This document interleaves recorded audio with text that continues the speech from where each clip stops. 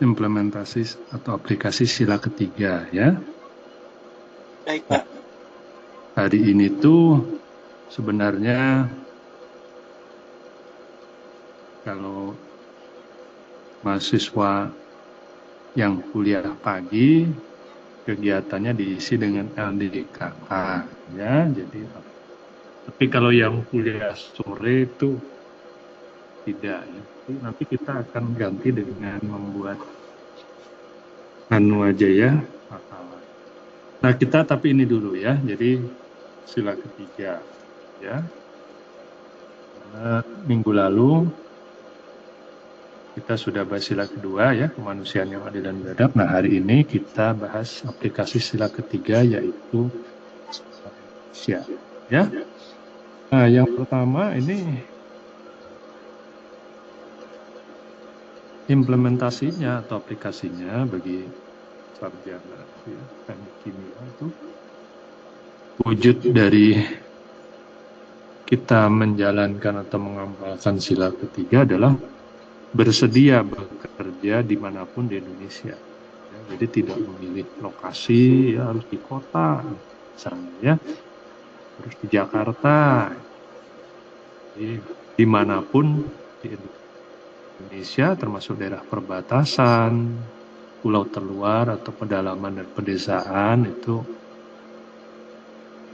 kita kalau memang ditugaskan ya kita harus jalani ya gitu. Terutama ini kan dalam 10 tahun mendatang kita akan menerima apa yang disebut dengan bonus demografi ya, artinya generasi-generasi yang kemarin tumbuh berkembang itu nanti sudah mencapai usia produktif ya. Nah, tetapi kalau generasi itu yang usia produktif tadi pertama tidak dibekali dengan ilmu dan keterampilan, lalu karakter ya yang positif yang mendukung bagi kemajuan bangsa kan percuma ya gitu, malah menjadi beban. Maka kita ikut berpartisipasi dalam memajukan negara, tidak usah yang muluk-muluk, ini aja sudah termasuk ya. Ya sudah kalau atau nggak usah terlalu jauh ya, kita di Kabupaten Bandung Barat tuh banyak daerah yang ya apa masih relatif terbatas sarananya ya, kita kalau memang suatu saat ternyata tugasnya di sana ya kita jalani dan kita memberikan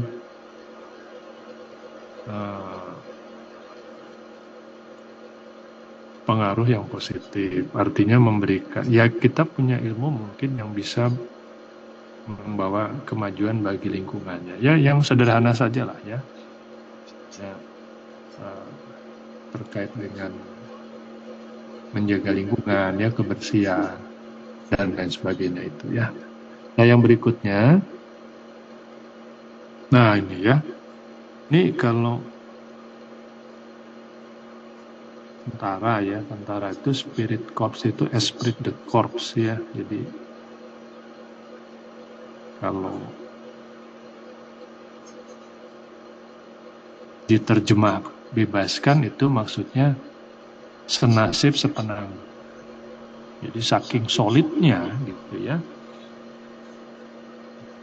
kegembiraan teman itu kegembiraan semua ya, dan penderitaan teman itu penderitaan semua satu kelompok.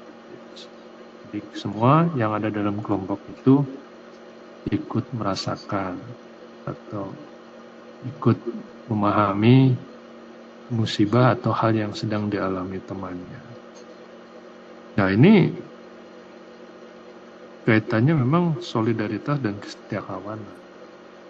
Ini sebenarnya kalau bicara esprit de corps atau jiwa korsa ya kalau di militer. Memang kalau di militer itu ditekankan sekali ya, karena bayangkan ya bertempur melawan musuh tapi tidak ada kesetiakawanan, tidak solid, aduh ya. Tadi di depan sudah kamu jaga sekarang paling depan, Kamu ganti temannya itu sedang sakit, nggak mau.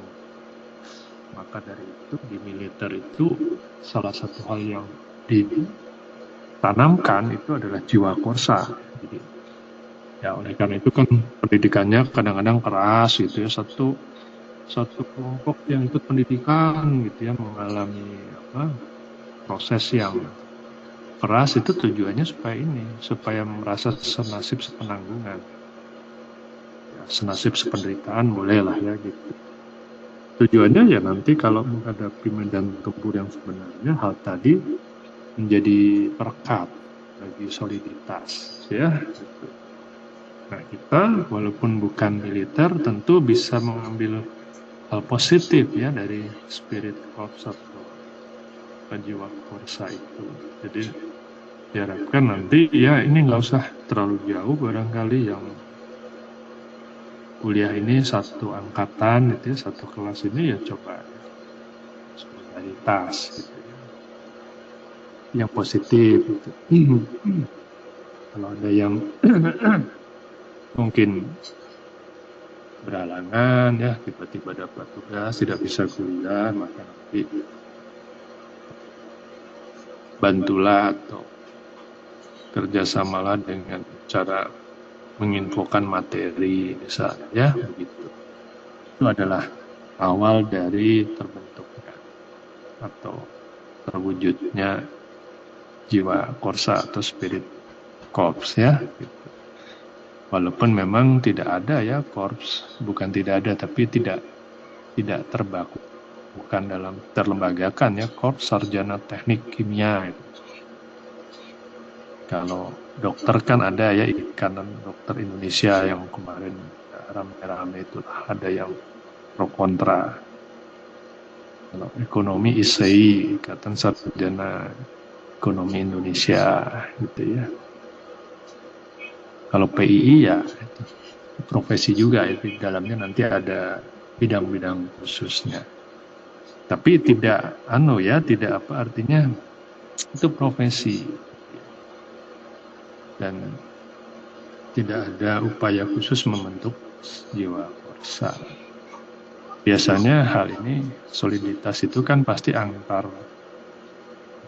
nih ya gitu yang sama atau tingginya sama gitu. Ya kita mulai dari yang dekat-dekat dulu saja.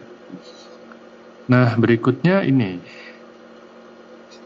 mengimplementasikan ilmu dengan baik untuk mengurangi ketergantungan pada luar negeri. Jadi memang ini kan tantangan kita semua ya. Jadi luar negeri itu artinya masih menjadi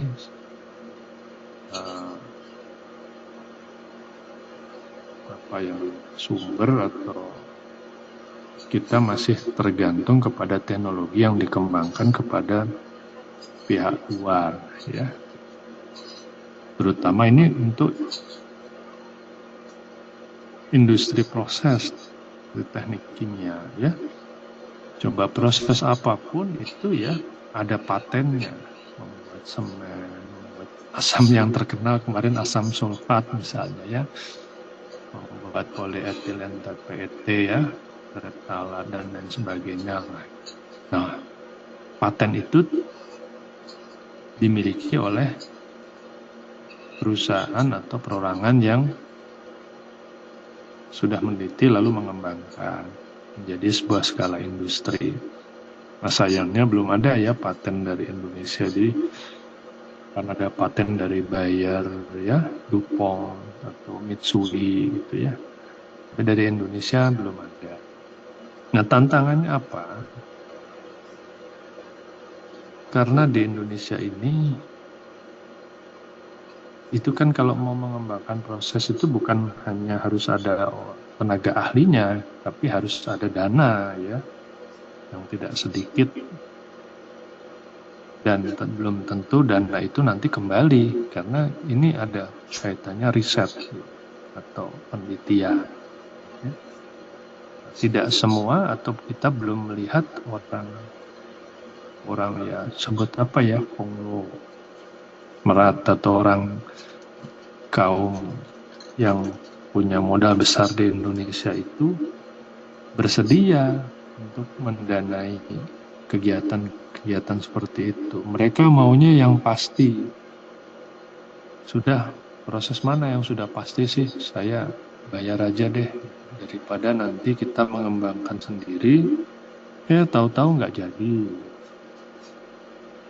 Terus kalau kita jalan sepatu batal, malah rugi kan. Nah, jadi artinya kalau ada orang yang punya modal lalu mengembangkan proses sendiri, lalu mengembangkan proses, itu namanya istilahnya industriawan, ya. Kita itu ya pengusaha saja, pedagang, karena tidak peduli atau tidak tidak ingin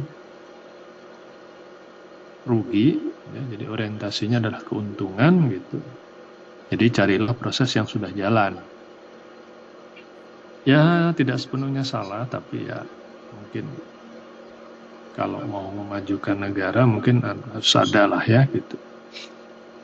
Kecuali kalau patennya itu sudah bebas. Jadi kalau bikin pabrik sawit saya udah bisa ya. Nah itu ya, jadi ini tuh tantangan bagi kita semua sarjana teknik. Kemudian, nah ini ya, saya kira ini sudah paham ya, gitu. Tapi memang di atas kertas adalah sebagai sebuah kalimat dan pernyataan itu mudah, tapi kalau dilaksanakan itu sulit, apalagi nanti kalau menyangkut keluarga, ya. Kita harus menindak keluarga, karena keluarga itu membahayakan negara. Wah, keluarga itu maksudnya lingkaran satu ya, misalnya ayah dengan anak, gitu misalnya ya, gitu. Baliknya anak dengan ayah, gitu, atau ibu, kakak dengan adik. Tuh, nah ini harus harus kita pahami, gitu, bahwa memang kalau terkait kepentingan yang lebih besar, terutama keselamatan negara, ya aspek keluarga mungkin harus kita pisahkan, ya. Mudah kan mengucapkannya, tapi kan mungkin tidak perlu saya jelaskan contohnya ya, bisa cari sendiri. Itu kan terkait keluarga ya sejak dulu itu ya, seperti ini di Indonesia. Jadi kelebihan bangsa kita itu memang guyup ya, kekeluargaannya itu erat, tapi ya eksesnya adalah seperti yang semua ya. Nah itu ya, kita lanjutkan. Nah ini bela negara ya. Tapi mungkin tidak ekstrim wajib militer gitu ya. Kalau misalnya negara dalam keadaan darurat. Tapi bela negara itu harus kita tetap. Kita sebagai individu atau masyarakat yang hidup di negara Kesatuan Republik Indonesia itu harus punya kepekaan. Kepekaan terhadap apa? Terhadap hal-hal yang membahayakan keamanan negara. Keamanan itu bukan hanya perang. Jadi sekarang ini itu banyak negara itu sebenarnya menghindari perang terbuka. Ya karena biayanya besar, kemudian juga korbannya besar, dan opini dunia juga nanti biasanya umumnya negatif ya terhadap hal seperti itu. Negara yang terjebak perang itu biasanya ada tujuannya. Negara kayak Amerika dulu biasanya dia mencari sumber daya dengan tapi misalnya demokrasi, menumbangkan rezim otoriter lah atau apa, ya. Kalau Israel ya punya tujuan memang, walaupun tidak dinyatakan kan pasti dia melakukan pembasmian, ya, penghancuran, gitu ya. Ya tapi ya itulah ya. Saya tidak boleh bilang dunia tidak adil ya, dan diprotes. Tapi ya memang kenyataannya itu. Nah, kembali ke tadi, punya sensitivitas itu maksudnya adalah, contohnya aja kita implementasikan tuh terutama kan ujaran kebencian, kemudian hoax itu harus kita waspadai, gitu ya. Apakah benar atau tidak? Artinya kita gini aja, kalau kita bisa terbiak atau sudah bisa mendewasakan diri kita terhadap isu-isu nasional atau isu-isu yang terkait dengan negara, nah itu sudah termasuk kalau saya ya. Nah, kenapa saya bilang tadi bukan perang ya, karena kembali lagi ke penjelasan saya, sudah tidak populer kecuali kalau terpaksa. Sekarang itu perangnya itu perang proxy war.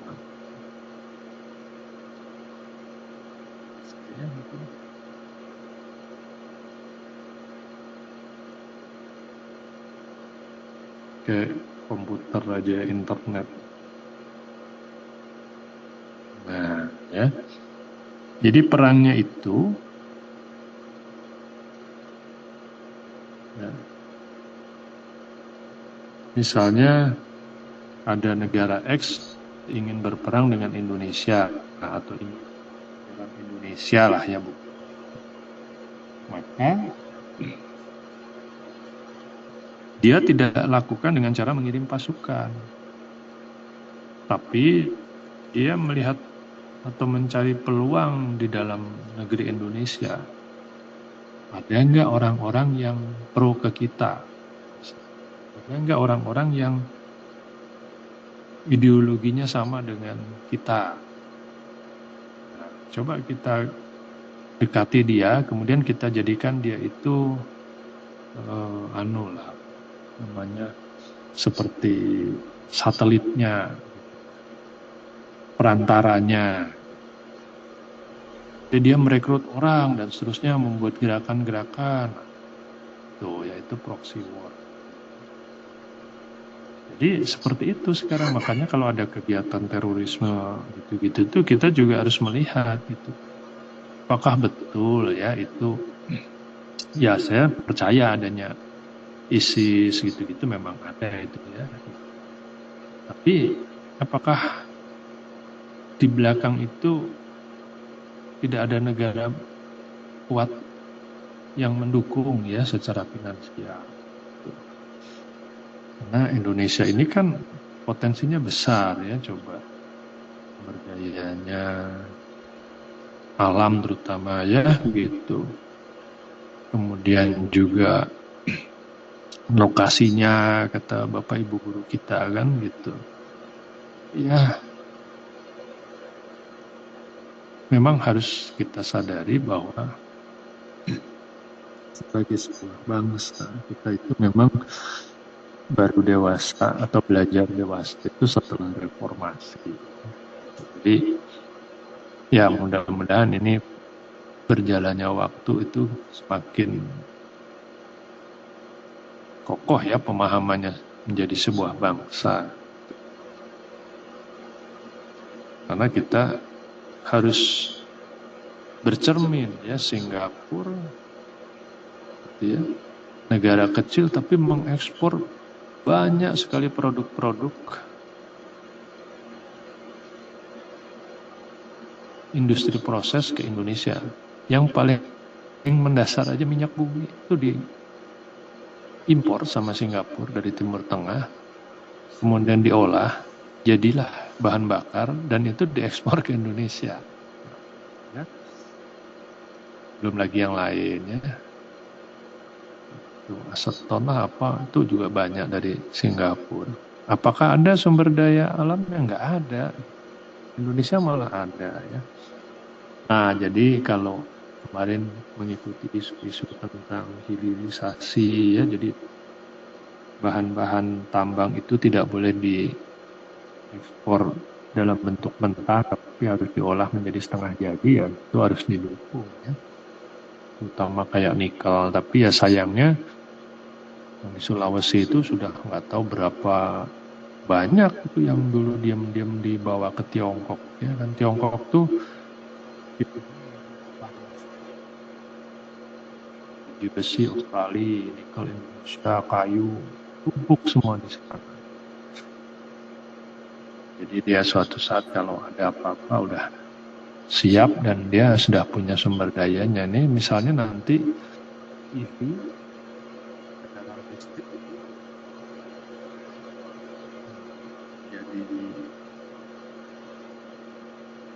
apa namanya, menjadi jantungnya kan baterai ya. Mereka sudah siap dengan sumbernya, dengan nikelnya.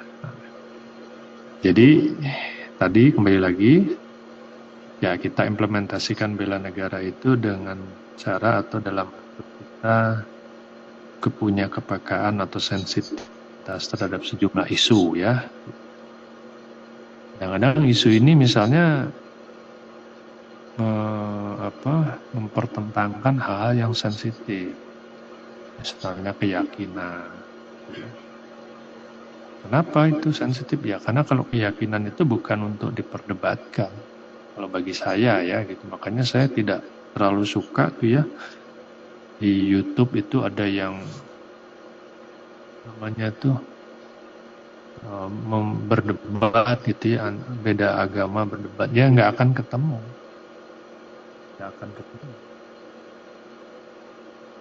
Kalau bagi saya itu ya sudah, bagi kita agama kita ya agama kita, bagi orang lain agamanya mereka ya sudah. Nah, gitu kan. Agama itu bersifat dogmatis ya. Kalau sudah dogma itu tidak perlu ada reasoning yang logik gitu ya. Saat dipertanyakan logika nggak perlu, karena dogma ya. Karena di situ kan ada, ya kalau kita itu ada iman, sudah yakin, mau dipertentangkan bagaimana kan begitu ya. Nah ini hal seperti itu kadang-kadang digunakan oleh orang-orang yang menjadi proksi bagi tanda kutip ya pihak lain, negara lain yang berkepentingan negara kita ini tidak menjadi besar.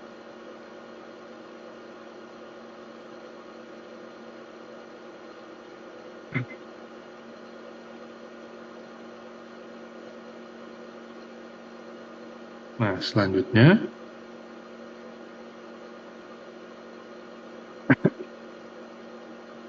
adalah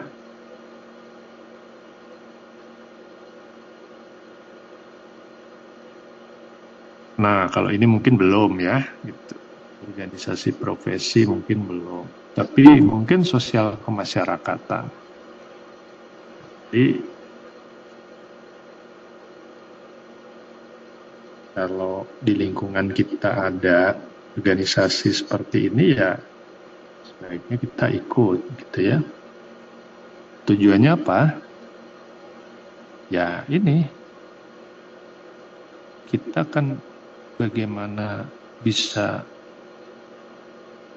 punya persatuan yang kuat kalau kita tidak berhimpun gitu ya, atau bersosialisasi atau bermasyarakat. Jadi sebaiknya gitu ya, atau organisasi yang lainnya. Tapi kalau zaman dulu itu nggak banyak ya organisasi. Terus organisasi kepemudaan biasanya orientasinya politik ya mungkin sekarang. Tapi yang terabaikan itu sekarang itu organisasi itu yang namanya pramuka, ya.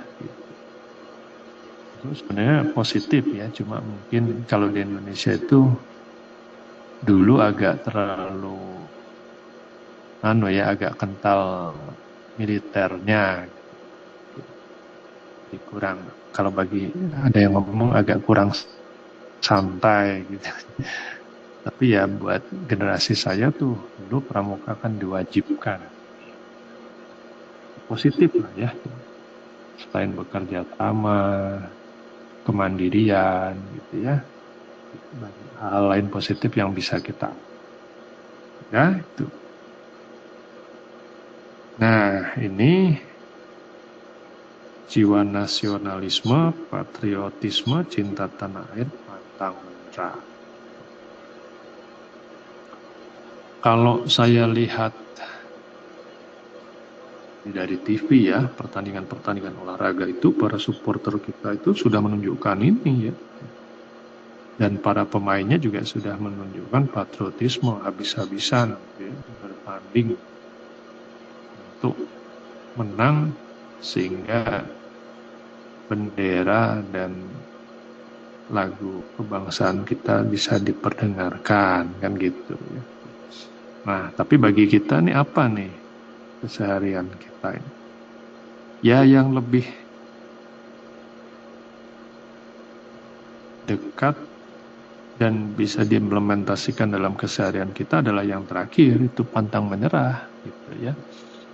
Nah, pantang menyerah sekarang tentu terkait dengan apa yang sedang dihadapi, yaitu sedang menempuh pendidikan atau kuliah ya. Jadi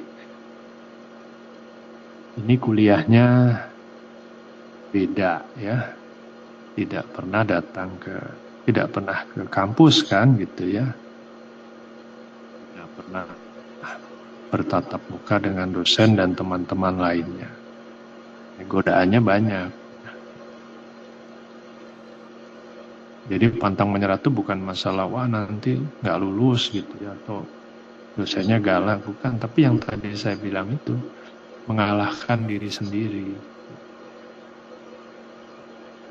Nah, jadi ya jangan menyerah, gitu ya, jangan kalah. Gitu.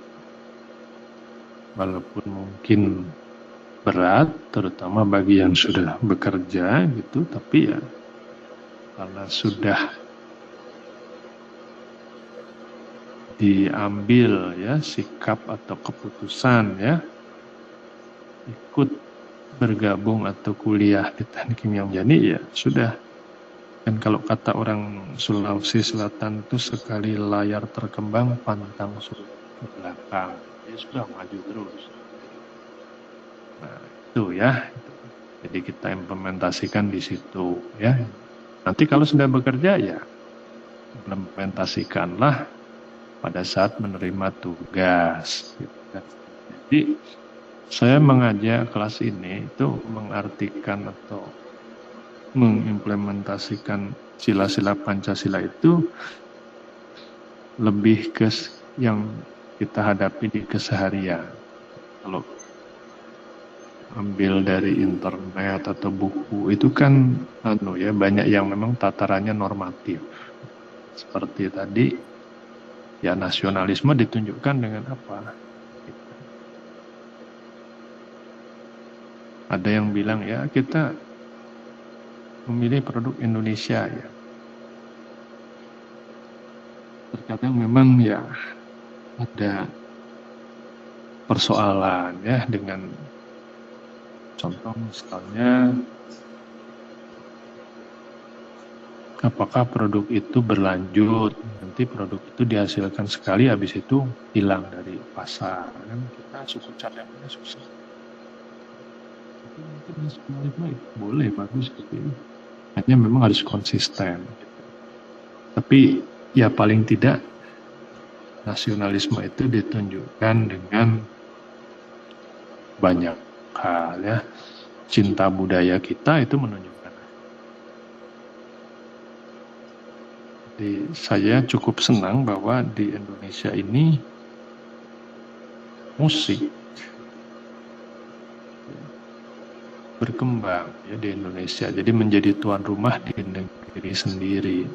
Apakah itu tidak terjadi di seluruh dunia? Tidak ya, di sejumlah negara kan didominasi oleh musik dari negara lain. cukup berkembang, industrinya juga berjalan. Contohnya begitu ya. Nah, ini nanti mungkin kita bahas pada saat kuliah warga negaraan. Ya, artinya begini, kita sebagai warga negara Indonesia itu tentu harus punya cara pandang terhadap lingkungan. Ya, jadi artinya dalam mengambil keputusan itu berpikirnya itu harus sesuai wawasannya, harus menyeluruh. Nah, itulah yang disebut dengan wawasan Nusantara ya secara sederhana. Jadi artinya harus melihat Indonesia sebagai negara dengan kondisi geografis, demografis seperti yang ada. Artinya terdiri dari pulau-pulau, beragam suku bangsa, diapit 2 benua dan seterusnya. Nah, kalau mau ngambil kebijakan, perhatikan itu suku bangsanya banyak, agamanya beda-beda. Nah, ya, bagaimana nanti menyampaikan ke pulau-pulau yang terluar, yang jauh, yang nggak ada akses transportasi tiap hari. Itu namanya, itu contohnya ya wawasan. Tujuannya apa ya? Nanti detailnya setelah kita kuliah kewarganegaraan ya. Nah ini ya, bangga jadi sarjana teknik kimia Indonesia. Jadi artinya kita jangan minder atau merasa ilmu kita kurang. Tapi ini tentu bukan hanya bangga sekedar bangga asal-asalan ya gitu. Tentu ini harus dibarengi dengan memang penguasaan materi ilmu yang cukup ya atau yang proper gitu. Nah, generasi sekarang ini sangat dimudahkan untuk mencari informasi. Dan coba bisa dibandingkan nanti materi kuliah itu di negara lain dengan di kita sama atau enggak. Gitu. Secara umum materinya sama pasti, mungkin kedalamannya berbeda, gitu ya, karena biasanya disesuaikan dengan karakter atau rata-rata kemampuan pesertanya ya. Nah itu, oleh karena itu kita tidak boleh minder ya gitu, tapi memang harus paham ya basic atau filosofi dari keteknik kimiaan itu apa. Nah bagi ini kan belum ya, baru 1 semester, saya ingatkan bahwa kalau disebutkan doktrin, maka teknik kimia itu konsepnya adalah semua ya persoalan itu selalu didekati atau diselesaikan menggunakan pendekatan hukum kekekalan, baik itu massa, energi maupun momentum. Jadi semua masalah keteknik kimiaan itu umumnya pendekatan itu berangkat dari situ ya, dari hukum itu nanti dikembangkan jadi persamaan matematik yang mewakili masalah yang kita hadapi gitu ya. Jadi dimanapun seorang sarjana teknik kimia memang pegangannya itu. Kalau teknik industri itu optimasi ya gitu. Katanya apa? Statistik dan metode kuantitatif. Nah ini juga belum barangkali, tapi mungkin yang bisa dilakukan nih berkiprah di ajang kegiatan profesi itu yang itu ya PKN ya. Pekan kreativitas mahasiswa. Kemudian aktivitas media ini misalnya membuat artikel ya atau menulis untuk jurnal ilmiah. Itu wah gimana sulit ya, biasanya akan dibimbing oleh dosen ya. Jadi kalau tertarik itu misalnya nanti saya punya penelitian bukan hanya untuk lulus tapi dipublish di jurnal, misalnya jurnal bereputasi atau internasional yang nanti dipandu oleh dosennya ya gitu. Ya nanti kan di situ ada authors atau penyusunnya ya, nanti si mahasiswa itu beserta dosennya menjadi author. Nah itu sudah ya mengharumkan nama. Kenapa ya? Karena mungkin nanti ada yang tertarik dari, biasanya corresponding by email kan nanti ada corresponding authors. Nah itu biasanya yang emailnya dikirim atau mendapatkan kiriman pertanyaan dari orang yang tertarik itu. Nah itu kan saya sangat tertarik, bagus sekali. Nah, Indonesia ya, teknik kimia Unjani itu aja. Tapi memang menulis artikel itu ya harus dibiasakan ya gitu. Harus dibiasakan. Mungkin tidak awal-awal tidak terlalu sering, tapi ya ada ya siapa tahu di antara yang ikut di kelas ini nanti suatu saat mungkin punya profesi yang mengharuskan itu ya. Nah itu ya yang tadi sudah saya sampaikan, ada kaitannya dengan